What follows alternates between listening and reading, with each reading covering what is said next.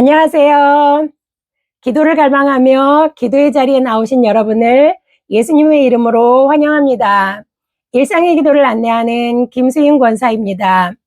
일상의 기도에 함께 하시는 여러분은 아마도 하나님이 기뻐하시고 사랑하시는 아름다운 신부 뷸라와 같은 분들일 것입니다. 예수님의 이름으로 진심을 다해 사랑하고 축복합니다. 우리가 함께하는 낭독 기도는 듣는 기도나 따라하는 기도보다 직접 기도문을 마음으로 심으며 눈으로 보고 입으로 읽으며 기도하는 것으로 내가 직접 하는 기도이기 때문에 힘이 있습니다. 개별적으로 능력 있는 기도에 익숙해질 때까지는 낭독 기도를 반복하며 훈련하는 것이 필요하긴 합니다. 기도의 폭이 넓어지기를 원하는 분들은 기도 관련 책도 읽고 낭독 기도의 도움도 받고 시편 말씀을 소리내서 읽어보시길 권합니다. 교회 공동의 기도 시간에 참석해서 함께 같은 주제로 기도하는 것도 많은 도움이 됩니다. 영적인 힘이 강건해지면서 성령님이 인도해 주시는 기도를 할 수 있을 것입니다. 지난 시간에 상처받음의 단단한 마음의 벽에 대한 치유 기도를 해보셨나요? 내 속에 상처로 갖고 있는 죄가 있는 걸 찾아내셨나요? 상처받음을 내 안에 보물처럼 간직하고 사랑받고 위로받으려고 하는 모습은 참된 성도의 모습은 아닙니다. 그것은 죄와 짝하는 것이고 사단에게 승리를 주는 잘못된 신앙생활로 믿음이 없다고 볼 수 있습니다. 상처를 예수님 앞에 내어놓고 사단의 위로를 받던 행위를 끊어내기 위해 우리는 거룩을 바라며 내 마음 성전을 청소해야 합니다. 그렇게 해서 거룩한 하나님께 나아갈 수 있는 것입니다. 오늘은 그래서 거룩을 향한 기도를 해보겠습니다. 거룩에 대해 한번 생각해 봅시다.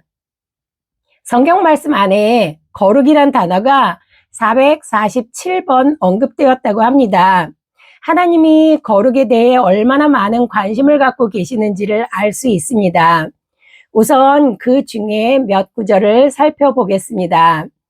창세기 2장 3절 하나님이 그 일곱째 날을 복되게 하사 거룩하게 하셨으니 이는 하나님이 그 창조하시며 만드시던 모든 일을 마치시고 그날에 안식하셨음이니라. 잠언 9장 10절 여호와를 경외하는 것이 지혜의 근본이요 거룩하신 자를 아는 것이 명철이니라. 에스겔 39장 7절 내가 내 거룩한 이름을 내 백성 이스라엘 가운데 알게 하여 다시는 내 거룩한 이름을 더럽히지 아니하게 하리니 내가 여호와 곧 이스라엘의 거룩한 자인 줄을 민족들이 알리라 하라. 호세아 11장 9절 내가 나의 맹렬한 진노를 나타내지 아니하며 내가 다시는 에브라임을 멸하지 아니하리니 이는 내가 하나님이요 사람이 아님이라. 네 가운데 있는 거룩한 이니 진노함으로 내게 임하지 아니하리라. 우선 말씀에서 보면 하나님은 거룩한 분이라는 것을 알 수 있습니다. 거룩이란 보통 구별되다라는 의미로 받아들여 알고 계시지요. 무엇과 구별되는 것일까요? 당연히 하나님 나라와 반대되는 세상 나라가 서로 섞일 수 없으니까 하나님이 만드신 하나님 나라와 구별되는 것을 거룩이라고 할 수 있겠지요. 또 하나 거룩은 하나님이 깨끗하게 하신 것, 즉 정한 것으로 부정한 것, 곧 더러운 것과 대비되는 의미로 출애굽기와 레위기에 많이 나와 있습니다. 따라서 거룩이란 하나님이 계신 곳이나 하나님 나라 그리고 하나님께서 정결하고 깨끗하게 하신 것이라고 할 수 있습니다. 그러면 어떤 것이 거룩한 것일까요? 하나님 나라에 어울릴 만한 것들을 찾으면 거룩하다고 할 수 있을까요? 거룩하다고 하면 엄숙하다, 장엄하다, 깨끗하다, 엄격한 규율이 있다 등등의 뜻과 어울릴 것 같지 않나요? 국어사전에서 거룩하다는 매우 높으며 위대하다로 나와 있습니다. 넓게 보면 성스럽다, 훌륭하다, 위대하다, 신성하다의 의미와 같이 이해할 수 있습니다. 실제로 예전에는 교회를 하나님이 계신 거룩한 곳으로 지정하고 함부로 다루거나 행동하면 큰일 날 것처럼 지켜야 했던 일들이 많았습니다. 시대가 흘러가며 교회 예배당 앞에 제단이라고 할 수 있는 강단이 무척 단순해진 교회도 많아지고 목회자의 가운도 사라지는 추세에 있습니다. 교회가 건물을 소유하지 않고 주일에만 모여서 예배드리는 곳이 생기기도 하고 카페가 교회로 잠깐 변신하기도 한 모습을 볼 수 있습니다.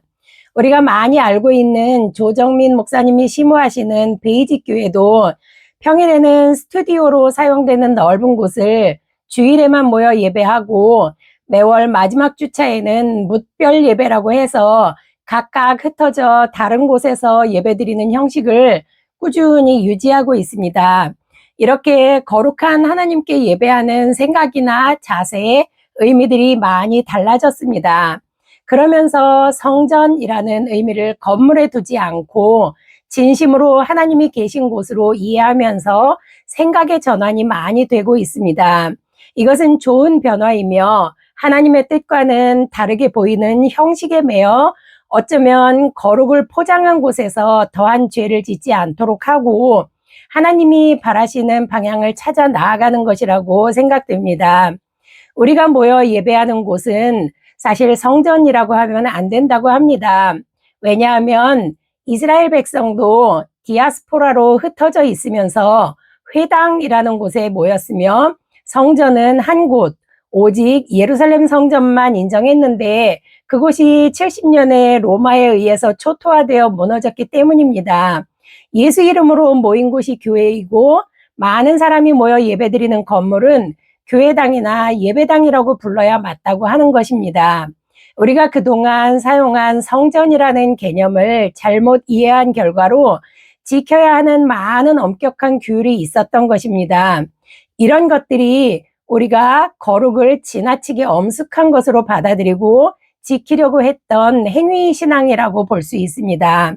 하나님은 건물에 있다기보다는 예배를 위해 모여든 사람들의 마음 중심에 계시는 분입니다. 그러면 우리는 어떻게 해야 거룩으로 바뀌어 하나님께 나아갈 수 있을까요? 하나님은 죄가 있는 더러운 곳에는 계시지 않습니다.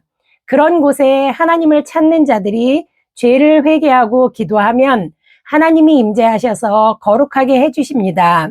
하나님 스스로가 거룩한 분이시기에 가능한 것입니다. 사람들이 거룩하게 할 수 없습니다. 따라서 우리 속에 죄를 품고 있으면 안 됩니다. 아픈 상처를 치유받지 못한 채 간직하고 기회 있을 때마다 끄집어내서 자랑하듯 단단한 마음의 병을 계속 품고 있으면 거룩한 하나님이 계실 수가 없습니다. 선택은 우리 몫입니다. 하나님이 문을 두드리고 방문하셔도 문을 안 열고 상처 속에 갇혀 있으면 하나님과 만날 수 없고 치유받을 수 없습니다.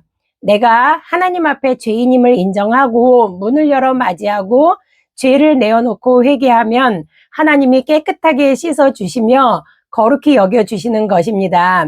하나님만이 거룩한 분이시고 하나님이 인정하는 것만이 거룩한 것이 됩니다. 구약시대에는 하나님이 세우신 제사장이나 몇몇의 지도자들과 선지자들이 거룩한 일을 할 수 있는 자격이 주어졌습니다. 그들은 하나님의 대리 통치자라고 할 수 있습니다.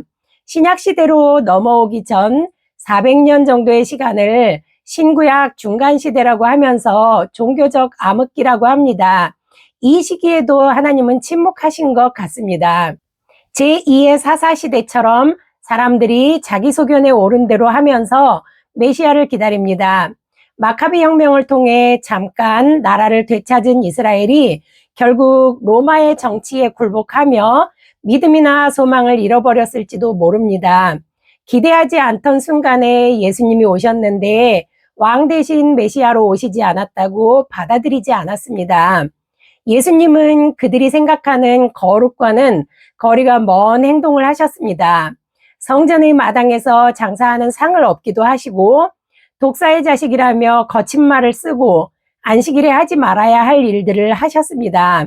그러니 제사장 그룹인 사두개인이나 정치 지도자 그룹인 바리새인들은 더더욱 예수님을 받아들일 수 없었습니다. 이미 예수님이 알려주시는 거룩에 대한 생각이 서로 거리가 멀었던 것입니다. 예수님은 거룩을 이렇게 말씀 속에 녹여내십니다. 마태복음 7장 6절, 거룩한 것을 개에게 주지 말며 너희 진주를 돼지 앞에 던지지 말라. 그들이 그것을 발로 밟고 돌이켜 너희를 찢어 상하게 할까 염려하라. 요한복음 17장 17절, 그들을 진리로 거룩하게 하옵소서. 아버지의 말씀은 진리이니이다. 예수님은 어떤 물질이나 물건, 짐승에게 국한해서 더럽다고 표현하지 않았습니다. 어쩌면 우리도 죄와 짝하면 거룩과는 거리가 있는 더러운 존재로 예수님이 부끄러워하실 수 있을 것입니다. 정결한 믿음으로 예수님 안에서 진리의 자유를 누리며 살 수 있어야 할 것입니다. 함께 거룩에 대한 기도를 하겠습니다. 거룩을 향한 기도문. 출애굽기 31장 13절, 너는 이스라엘 자손에게 말하여 이르기를 너희는 나의 안식일을 지키라. 이는 나와 너희 사이에 너희 대대의 표징이니 나는 너희를 거룩하게 하는 여호와인 줄 너희가 알게 함이라. 레위기 10장 10절, 그리하여야 너희가 거룩하고 속된 것을 분별하며 부정하고 정한 것을 분별하고.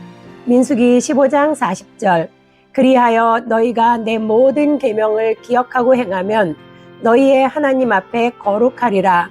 역대상 16장 29절, 여호와의 이름에 합당한 영광을 그에게 돌릴지어다. 제물을 들고 그 앞에 들어갈지어다. 아름답고 거룩한 것으로 여호와께 경배할지어다. 욥기 6장 10절, 그러할지라도 내가 오히려 위로를 받고 그칠 줄 모르는 고통 가운데서도 기뻐하는 것은 내가 거룩하신 이의 말씀을 거역하지 아니하였음이라. 디모데전서 4장 5절, 하나님의 말씀과 기도로 거룩하여짐이라. 히브리서 10장 10절, 이 뜻을 따라 예수 그리스도의 몸을 단번에 들이심으로 말미암아 우리가 거룩함을 얻었노라. 요한계시록 22장 11절, 불의를 행하는 자는 그대로 불의를 행하고 더러운 자는 그대로 더럽고 의로운 자는 그대로 의를 행하고 거룩한 자는 그대로 거룩하게 하라. 사랑과 은혜의 하나님, 이 시간 거룩하신 하나님 앞에서 기도하며 저의 영혼 육이 거룩하여지기를 소망하며 거룩을 향한 기도를 드립니다. 기도를 들으시고 저에게 깨닫는 은혜를 주셔서 이 땅에서 하나님의 자녀로 살아가는데 거룩을 향해 하나님을 바라며 승리하는 삶을 살아가도록 이끌어 주시기를 원합니다. 하나님이 계신 곳은 거룩한 곳이라고 했습니다. 저의 죄인된 모습으로 세상의 더러운 것들을 간직한 채 하나님의 이름을 부르며 거룩하길 원하고 나의 기도를 들어달라고 떠들기만 하는 것은 아닌지 두렵습니다. 회개의 영을 부어주시어 하나님 앞에 나오는 제 모습을 돌아보며 경외하는 마음으로 더러운 죄를 회개합니다. 먼저는 죄에 민감하지 않은 모습을 내어놓습니다. 영적인 분별력을 잃어버린 채 감정으로 좋은 것 같으면 따라가고 깨끗한 마음보다는 습관적으로 행하던 모습대로 예배를 드렸던 시간들이 있었습니다. 예배 시간에도 하나님을 향한 감사와 헌신의 모습으로 참석하기보다는 기도와 말씀이 부족한 채 집중하지도 못하고 거룩을 생각하지도 못했습니다. 분명히 예수 그리스도 이름으로 모인 교회에 하나님이 임재하셔서 저의 예배를 받으실 것임을 알고 있습니다.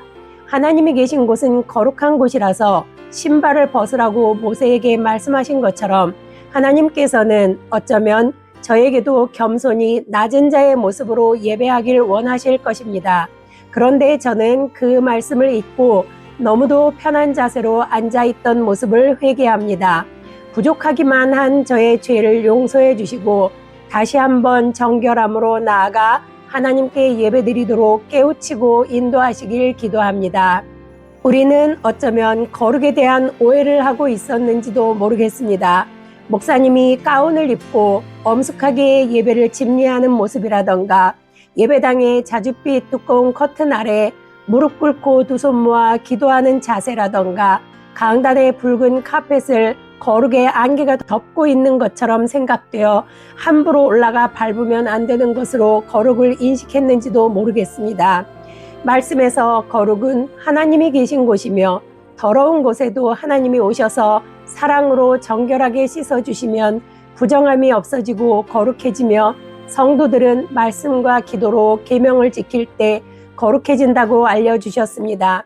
제가 믿음 생활을 하는 모습에서 분별력을 잃은 모습은 거룩과 거리가 먼 것으로 알려주시는 하나님, 하나님의 나라와 세상 가치가 지배하는 나라를 분별하지 못하고 혼돈과 섞임으로 거룩을 찾아볼 수 없는 곳에는 하나님이 계실 수 없는 곳임을 알고 있습니다. 그런데도 저는 스스로의 하나님을 모셔놓고 예배한다는 착각을 하고 있는지 살펴서 올바른 결정을 할 수 있기를 기도합니다.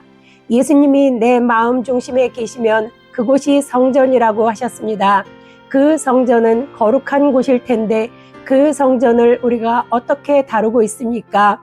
육신적인 것으로 볼 때에는 생리적 욕구를 채우는 데에 지나치게 과식을 하거나 탐욕의 음식을 먹거나 건강에 해로운 음식으로 몸을 더럽히는 것은 아닌지 돌아볼 수 있게 깨우쳐 주시기 바랍니다. 최선의 노력으로 육신의 건강을 위해 운동도 해서 건강을 지켜나가는 하나님의 자녀이기를 소망합니다. 그래서 거룩한 자리를 지켜낼 수 있도록 인도해 주시길 기도합니다.